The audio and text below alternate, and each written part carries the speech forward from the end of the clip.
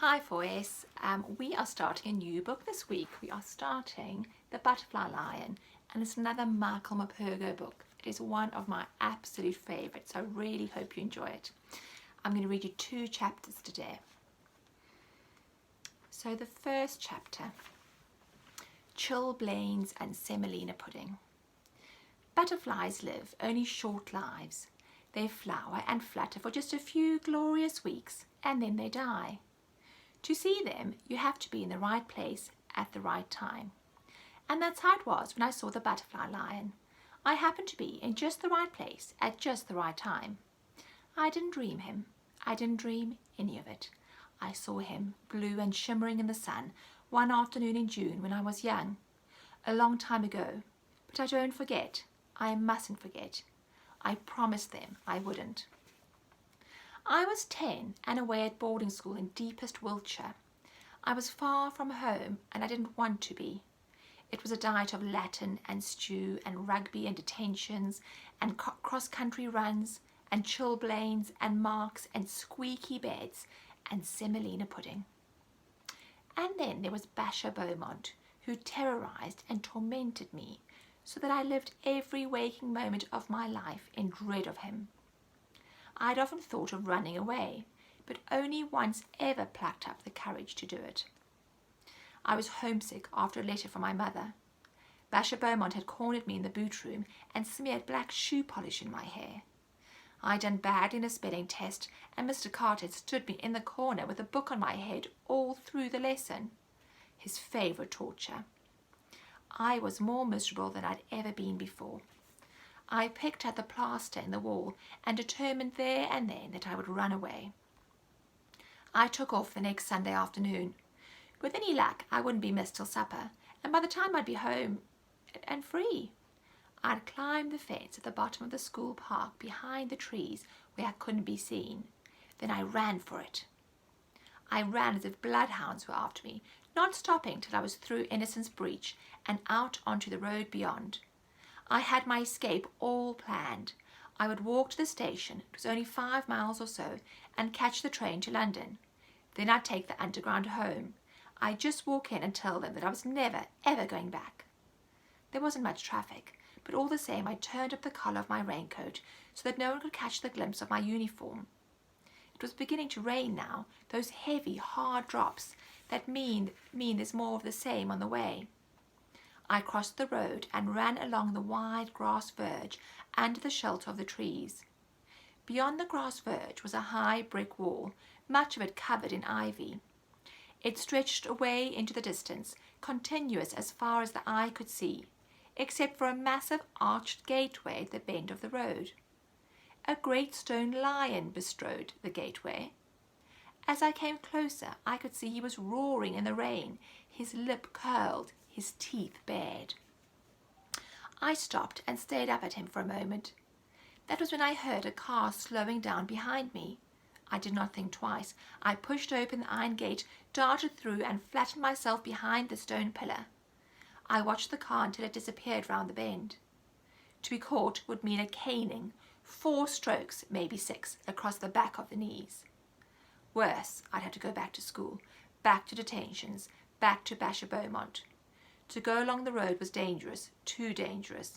I would try to cut across the country to the station. It would be longer that way, but far safer. Okay, let's go on to chapter 2, Strange Meeting. I was still deciding which direction to take when I heard a voice from behind me.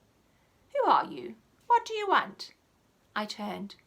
"Who are you?" she asked again. The old lady who stood before me was no bigger than I was. She scrutinized me from under the shadow of her dripping straw hat. She had piercing dark eyes that I did not want to look into. "I didn't think it would rain," she said, her voice gentler. "Lost, are you?" I said nothing. She had a dog on a leash at her side, a big dog. There was an ominous growl in his throat, and his hackles were up all along his back. She smiled. "The dog says you're on private property," she went on, pointing her stick at me accusingly. She edged aside my raincoat with the end of her stick. "Run away from that school, did you?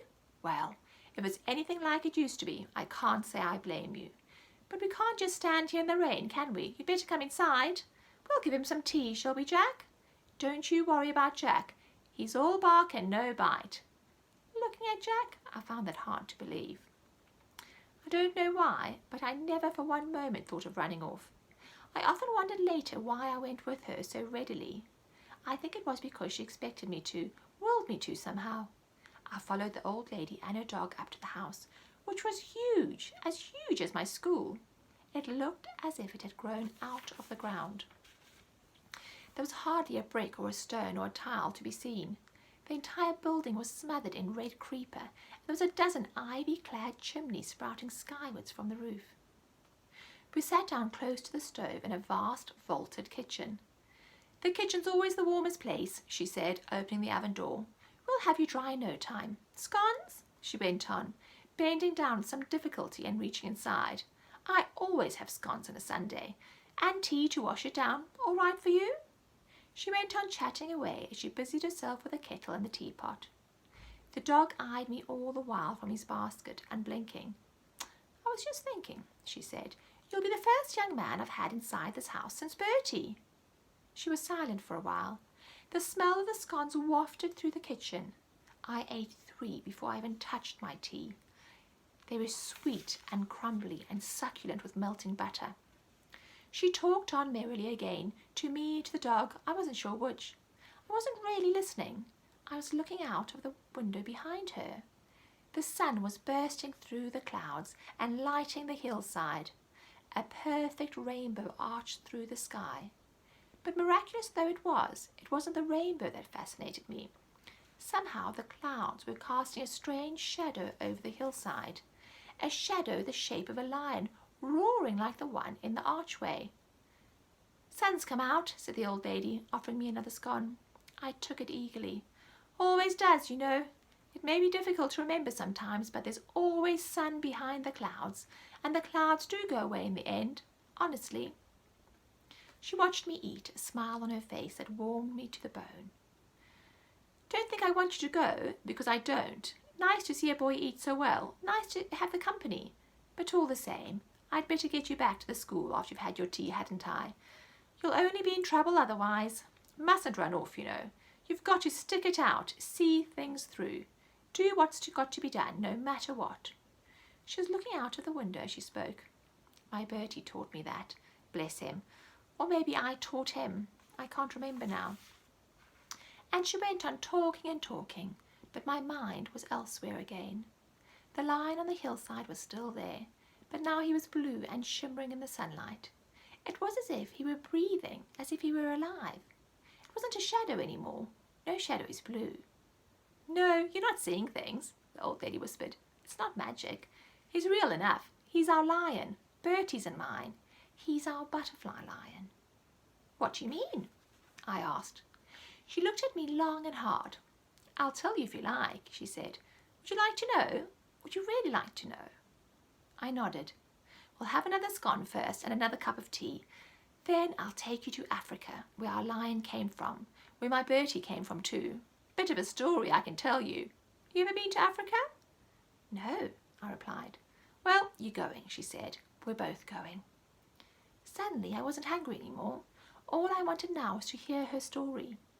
She sat back in her chair, gazing out of the window. She told it slowly, thinking before each sentence, and all the while she never took her eyes off the butterfly lion. And neither did I. That is the end of chapter 2. So come back tomorrow and we'll hear more about the butterfly lion. Bye.